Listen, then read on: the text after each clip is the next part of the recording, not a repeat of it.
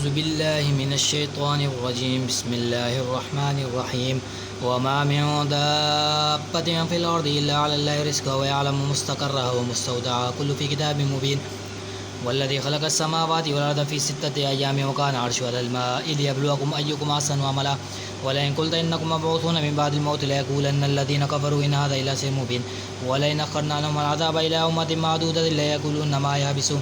ألا يوم يأتيهم ليس مصروفا عنهم ما حق بما كانوا به يستهزئون. ولئن أذقنا الإنسان منا رحمة ثم نزعناها منه إنه لا يئوس كفور. ولئن أذقناه نعماء بعد ضر مسته ليقولن ذهب السيئات عني إني لغفور فخور.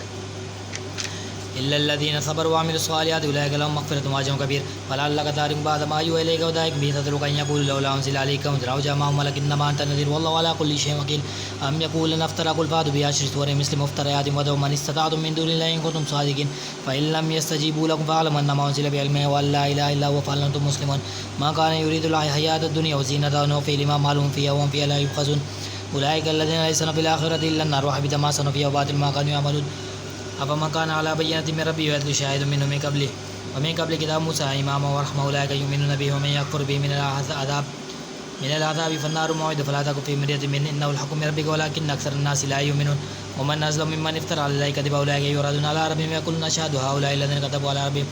ألا لعنة الله على الظالمين الذين يصدون عن سبيله ويقولون وجاههم بالآخرة هم كافرون. أولئك لم يكونوا معجزين في الأرض وما كان لهم من دون الله من أولياء يضاعف لهم العذاب ما كانوا يستطيعون السمع وما كانوا يبصرون. أولئك الذين خسروا أنفسهم وضل عنهم ما كانوا يفترون لا جرم أنهم في الآخرة هم الأخسرون إن الذين آمنوا وصالحوا وأخبتوا إلى ربهم أولئك أصحاب الجنة هم خالدون. مثل الفريقين كلاما ولا السميع والبصير والسميع هل يستويان مثلا أفلا تذكرون. ولقد أرسلنا إلى قوم إنني لكم نذير مبين ألا تعبدوا إلا الله إني أخاف عذاب يوم أليم. وقال الملأ الذين كفروا منهم ما نراك إلا بشرا مثلهم ما نراك اتبعك إلا الذين هم أراذلون بادي الرأي وما نرى لكم علينا من فضل بل نظنكم قد كاذبون يا رأيت من قد على بينة من ربي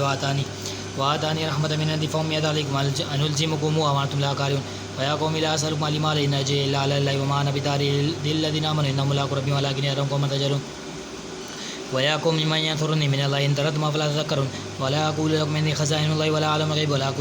أقول إني ملك ولا أقول للذين تزدري أعينهم لن يأتي يوم الله خير الله أعلم بما في أنفسهم إني ذل من الظالمين. قالوا يا نوح قد جادلتنا فأكثرت جدالنا فأتنا بما تعدنا إن كنت من الصادقين. قال إنما يهديكم به الله إن شاء وما أنتم بموجدين ولا ينفعكم نفسي إن أردت أن أنصح لكم إن كان الله يريد أن يغويكم هو ربكم إليه ترجعون. أم يقولون افترى قل إن افتريت فعلي إجرامي وأنا بريء مما تجرمون. وأوحي إلى نوح أنه لن يؤمن من قومك إلا من قد آمن فلا تحسب بها قولا يفرون واصنع الفلك بأعيننا ووحينا ولا تخاطبني في الذين ظلموا إنهم مغرقون. ويصنع الفلك وكلما مر عليه ملأ من قومه سخروا منه قال إن تسخروا منا فإنا نسخر منكم وما تسخرون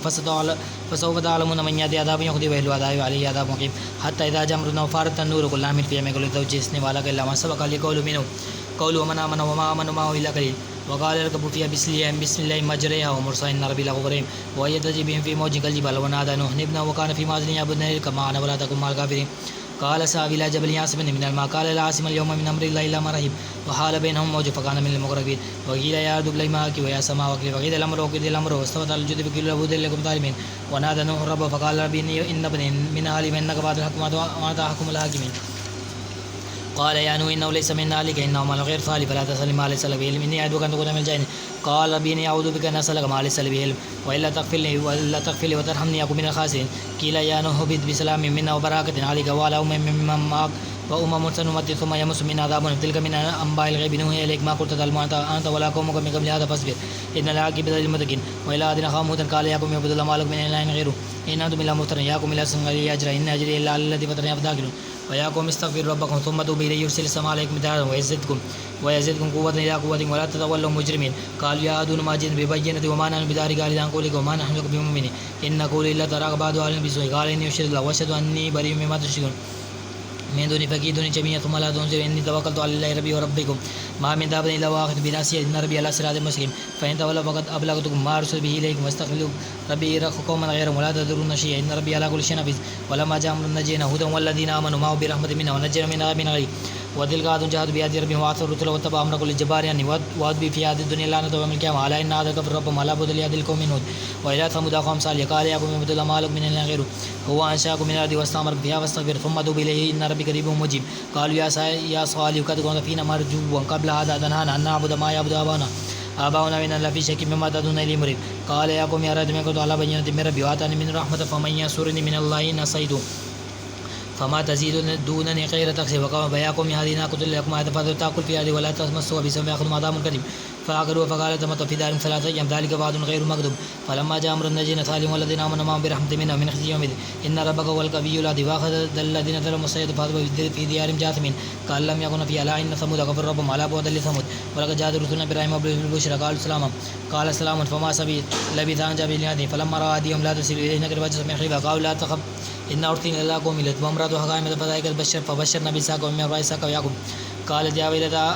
ألد وأنا أجوز وهذا بالي الشيخ إن هذا لشيء عجيب قالوا وتعجبين من أمر رحمة الله وبركاته عليكم أهل بيت منه حميد مجيد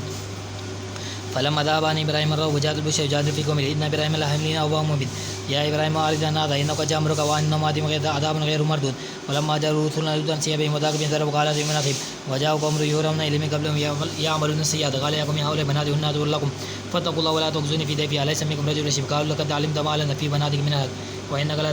تعلم ما نريد قال لو أن بكم قوة وأهل إلى ركن شديد قالوا يا رب إن رسول ربك لن يصلوا إليك فأسر بأهلك بكثير من الليل ولا يأثر منكم أحد إلا امرأتك إن مصيبة ما أصابه إنما يصب أليس الصبح بقريب فلما جاء رجعنا عليه فثالث وأمطر عليه جار من سجل مدود وسوى مدن دربك وما من ظلمين وإلا من أخم شيء فقال يا قوم اعبدوا الله ما لكم من إله غيره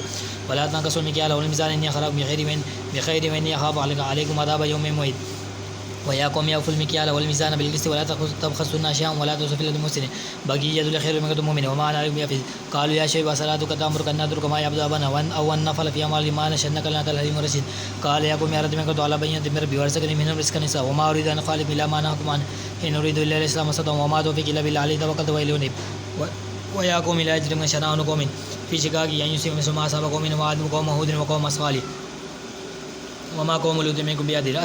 واستغفر ربكم ثم توبوا إليه إن ربي رحيم ودود قالوا يا شيخ ما نفقه كثير مما تقول إنا لنراك فينا ضعيفا ولولا رأتك لرجمناك وما أنت على النبي قال يا قوم يا رب أعزوا عليكم من الليل واستقمتوا وعلىكم ذري إن ربي ما ترميد ويا قوم مدلوا على ما قد يعمل فسوف تعلمون من يأتي عذاب يخزيه ومن هو كاذب وارتقب إني معكم قريب فلما جاء من نجينا شعيبا والذين آمنوا معه برحمنا وأخذت الذين ظلموا الصيحة فأصبحوا في ديارهم جاثمين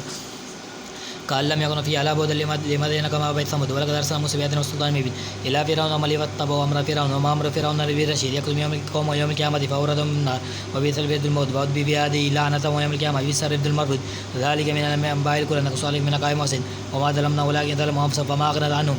أغنت عنهم آلهتهم التي يدعون من دون الله من شيء لما جاء أمره وما زادهم غير تتبيع وكذلك أخذ ربك إذا أخذ القرى وإذ ظالمين أخذ ولم شديد إن في ذلك لآيات لمن خاف عذاب الآخرة ذلك يوم مجموع له الناس وذلك يوم مشهود وما نؤخر إلا لأجل موعد يوم يأتي لا تغل نفس إلا بإذنه فمنهم شقي وسعيد فأما الذين شقوا ففي النار لهم فيها زفير وشهيق خالدين فيها ما دامت السماوات والأرض إلا ما شاء ربك إن ربك فعال لما يريد وأما الذين استضعفوا ففي الجنة خالدين فيها ما دامت السماوات والأرض إلا ما شاء ربك عطاء غير مجدود فلا تكن في مريض مما يعبد هؤلاء ما يعبدون إلا كما يعبد آباؤهم من قبل وإن لموفهم نصيبهم غير مقدور ولقد آتينا موسى كتابا فاختلف فيه ولولا كلمة سبقت من ربك لقضي بينهم إنهم لفي شك منه مريب وإن كل لما لا يوفي أن ربكم أعلم إنما يعملون بما خبير فاستقم كما أمرت وما تابع معك ولا تطغوا إنه تعملون بصير ولا تركون إلى الظلم فتمسكم النار وما لكم بدون من أولياء ثم لا تنصرون وأقيم الصلاة الطرفي النار وذل من الليل إن الحسنات يذهبن ذلك الذكر لذلك واصبر فإن الله ذو الأجر المسيء ولولا كان من القرون من قبل قلوب بقية ينهون عن الفساد في الأرض لكلمة من جن منهم واتبع الأنذر المعذور فيه وما كانوا مجرمين وما كان ربك لأهل القرى باسمه وأهلها مسلمين ولو شاء ربك لجعل الناس أمة واحدة ولا يزالون مختلفين إلا ما رحم ربك ولذلك خلقهم ولا تمت كلمة ربك لأملأن جهنم من الجنة والناس أجمعين وكل نقص عليك من أنباء الرسل ما نرد به فؤادك وجاءك في هذا الحق وما تدفت المؤمن وكل للذين لا يؤمنون وعملوا على مكارك إنا عملوا وانتظروا إنما إنا منتظرون ولله غيب السماوات والأرض وإليه يرجع الأمر كله فاعبده وتوكل عليه وما ربك بغافل عما تعملون سورة يوسف مكية بسم الله ألف لام را تلك آيات الكتاب المبين إنا أنزلنا القرآن عربيا لعلكم تعقلون نحن نقص عليك أحسن القصص بما أوحينا إليك هذا القرآن وما كنت من قبله من الغافلين إذ قال يوسف لأبيه يا أبت إني رأيت 11 كوكبا والشمس والقمر رأيتهم لي ساجدين قال يا بني لا تقتلوا رؤياك على إخوتك فيكيدوا لك كيدا إن الشيطان للإنسان عدو مبين وكذلك يجتبيك ربك ويعلمك من تأويل الأحاديث ويتم نعمته عليك وعلى آل يعقوب كما أتم عليك أبويك من قبل إبراهيم وإسحاق إن ربك عليم حكيم لقد كان في يوسف وإخوته آيات للسائلين إذ قالوا ليوسف أخوه أبو إلى أبينا منا ونحن منا أبانا لفي ضلال مبين نقتل يوسف أبدره أرض يخلم وجهه بكم وتكون من بعدكم صالحين قال قائل منهم لا تقتلوا يوسف وألقوا في غيابة الجب ليلتقط بعض السيئات كنتم فاعلين قالوا يا أبانا ما لك لا تأمن علي يوسف إنه لنا أحسن أرسل معنا غدا يرتع ويعلم إنه له لحافظون قال إني ليحزنني أن تذهب به وأخاف أن يأكل الذئب وأنتم عنه غافلون قالوا لئن أكلوا الذئب ونحن عصبة إنا إذا لخاسرون فلما ذهبوا به أجمعوا أن يجعلوا في غيابة الجب وأوحينا إليه نبي أمر هذا وهم لا يشعرون وجاءوا أباهم بشيء يبكون قال يا أبانا إنا ذهبنا نستبق ونذر وتركنا يوسف عند متاعنا فأكلوا الذئب وما أنت بمؤمن لنا ولو كنت صادقا ولجاءوا على قميص بدم كذب قال بل سولت لكم أنفسكم أمرا فصبر جميل والله المستعان على ما تصفون وجاءت سيارة فأرسل واردا فأدلج وقال يا بشرى هذا غلام وأثر بدا والله عليم بما يعملون وشروا بثمن بخس دراهم وعد وكانوا فيه من زائده وقال لي اشترى من مصر لامرأة أكرم مثوى أثانيا في نعمة ولدا وذلك مكنا ليوسف في الأرض وليعلم من تأويل الحديث والله غالب على أمره ولكن أكثر الناس لا يعلمون ولما بلغ أشده وآتيناه حكما وعلما كذلك نجزي المحسنين وراودته الذي هو في بيته عن نفسه وغلظت الأبواب وقالت هيت لك قال معاذ الله إنه ربي أحسن مثواي إنه لا يحب الظالمين ولقد همت به وهم بها لولا أن رأى برهان ربي كذلك لنصرف عنه السوء والفحشاء إنه من عباد المخلصين واستبق الباب وقدت قميصه بدم من دبر والف يا سيد هذا الباب قالت ما جزاء من أراد بأهله سوءا إلا أن يسجن أو عذاب أليم قال هي راودتني عن نفسي وشهد شيئا من أهلها إن كان قميصه قد من قبل فصدقت وهو من الكاذبين وإن كان قميصه قد من دبر فقد هو من الصادق فلما رأى قميصه قد من دبر فقال إنما كيدكن إن كيدك عظيم يوسف أرضنا هذا واستغفر لذنبك إنك كنت من الخادم وقال نسوة في المدينة برازيل وتراد فتاة النفس قد شغف أخوه بلنا لا في درهم فلما سمعت بمكرهن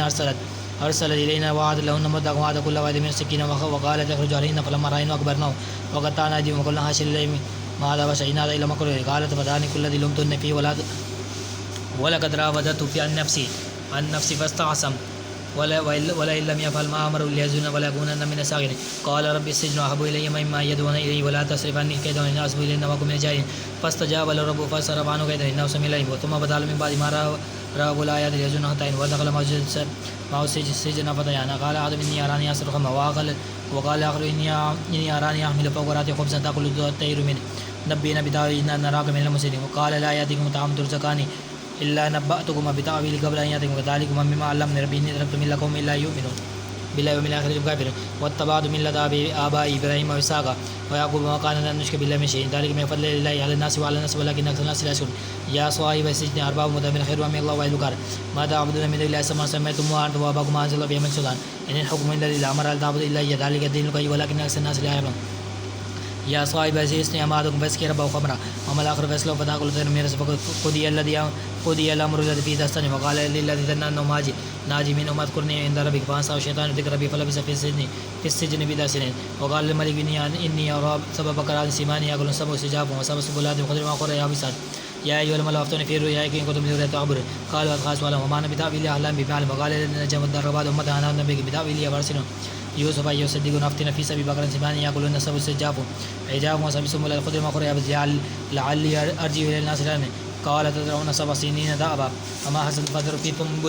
في سنبلي لقليل ما تأكل ثم يأتي من بعد ذلك سبع شداد يأكلن ما قدرت لهن إلا قليلا ما توسنون ثم يأتي من بعد ذلك أمر فيه واسع وفيه يعصرون وقال الملك ائتوني به فلما جاء الرسول قال جئت بك فما بال النسوة الذي قطعن أيديهن من ربي بكيدهن قال ما خطبكن إذ راودتن يوسف عن نفسه قلنا حاشا لله ما علمنا عليه من سوء قالت امرأة العزيز لا أنا حسس الحق أنا راودت عن نفسي وإنه لمن الصادقين ذلك ليعلم أني لم أخن بالغيب وأن الله لا يهدي كيد الخائنين صدق الله العظيم آمين